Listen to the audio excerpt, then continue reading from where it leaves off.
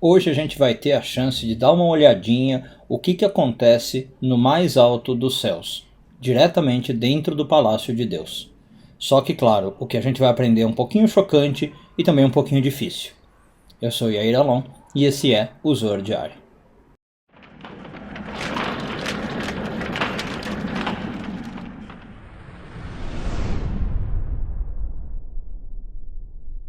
Essa semana começamos a ler a porção de Behar. Hoje já vamos focar nos parágrafos 35 e 36 do Zohar. Estamos no quarto ano de leitura. Bom, a primeira coisa que o Zohar começa a contar para nós é um pouquinho da estrutura dos palácios celestiais. A gente costuma falar em hebraico Eihalot. E aí o Zohar já começa com uma frase aí um pouco chocante, eu acho, dizendo o seguinte, que quando você tem a chance de chegar no Palácio Celestial, você vai ver dois tronos, tá? E nesses dois tronos você tem dois aspectos de Deus. Agora, muito cuidado com isso, porque isso não quer dizer de modo algum que nós temos dois deuses, tá? É um Deus com dois aspectos, a gente vai ver daqui a pouco um aspecto masculino e feminino. Por que eu falo para tomar cuidado disso, ou com isso, fazendo até uma parte? Não sei se vocês já ouviram, eu já citei algumas vezes a história do Pardês, né? 4 sábios que entraram no paraíso, ou nos palácios, a gente tem diferentes interpretações. Eu acho que é os palácios, 4 sábios que usando o nome de Deus fizeram a subida e conseguiram ver os palácios de Deus. E com cada um desses sábios acontece uma coisa. Na verdade, só o Rabi Akiva não acontece nada, ele entra e sai em paz. E a gente tem 3 outros sábios que o processo sai um pouco errado para eles. Um deles vê algo e morre, outro deles vê algo e enlouquece, e outro deles vê algo e vira um herege. Eu falei ver algo de propósito porque a gente não sabe exatamente o que eles viram, tá? Existem comentários na literatura rabínica sobre o que teria sido, mas uma das interpretações é justamente essa, que eles chegaram lá em cima e viram 2 tronos, tá? E, por exemplo, talvez então um deles enlouqueceu porque ele começou a achar que você tinha 2 regentes no universo, e ele sempre tinha aprendido que era um, então ele perde a mente, ele perde a razão. Outro deles, o Benzomar é o que enlouquece, né? A gente tem o Aher, ele vira herege. Talvez ele viu a mesma coisa e aí ele começa a acreditar. O primeiro só viu os 2 tronos e ficou em dúvida, né? Então ele perdeu a razão. Mas o Aher, talvez ele viu os 2 tronos e acreditou de fato que tinha 2. E aí ele vira herege. Então, por isso que eu falo, cuidado com essa interpretação, tá? Eu tô falando o que o Zohar tá falando, mas muito cuidado para não interpretar isso errado. Bom, e aí o que acontece? O Zohar explica então que nesses 2 tronos temos um aspecto masculino de Deus e outro aspecto feminino chamado Shekhinah. E o Zohar completa o ensinamento dizendo que essas facetas de Deus, né, por falta de nome melhor, que estão ali no trono, são as emanações de tudo que existem.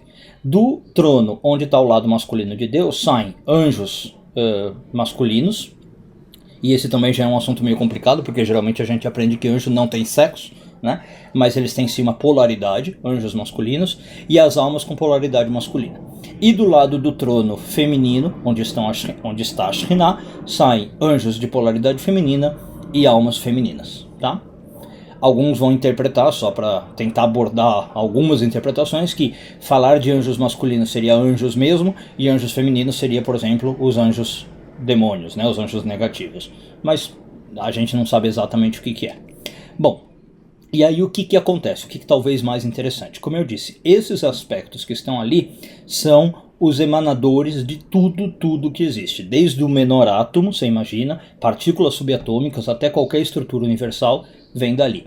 Para quem gosta um pouquinho de filosofia, tem um argumento, por exemplo, da prova de Deus ou da discussão sobre a existência de Deus, que se chama o argumento de primeira causa, né? Que é você vê um efeito, você tem que presumir que tem uma causa por trás. Aí dessa causa você tem que ter uma causa por trás e assim vai, até que você chegaria numa primeira causa, que é a causa de todas as causas e que ela mesma não é causada por nada. O Zohar está falando exatamente disso, só que sem essa linguagem filosófica. Como é que o Zohar fala disso? O Zohar diz que esses aspectos de Deus que estão ali são a alma de todos os corpos que vêm a existir. E aí pode ser já meio estranho também, porque você fala assim, bom, mas como é que esse aspecto é uma alma de um corpo, se eu falei que as almas vêm de lá, né? Então vamos tentar entender um pouquinho isso. Como eu falei, não é muito fácil, mas vamos ver se eu consigo me explicar. Vamos pegar um exemplo humano, terrestre, e aí você vai entender o que quer dizer alma e corpo nesse sentido. Vamos supor que eu, como, sei lá, estou numa função de chefe, tá, em algum trabalho, e eu mando um funcionário executar qualquer coisa. Vamos pegar um exemplo bem prático para ficar parecido com o mundo. Um construtor. Vamos supor que o engenheiro pega um peão de obras e o engenheiro fala assim: você vai construir, levantar uma parede, tá? E aí talvez, vamos supor, até para melhorar, ele pegou um mestre de obras. E esse mestre de obras então vai falar para os seus funcionários fazerem a parede, tá? Então passou 3 escadas, né? 3 níveis aí. O chefe em si, que ele só deu a ordem e não executou, ele pôs a energia dele para o mestre de obras se movimentar, né? Com o que ele falou, com o que ele expôs, o mestre de obras começa a agir. Nesse sentido, o mestre de obras em relação ao chefe é um corpo, tá? O chefe é a alma e o mestre de obras é o corpo.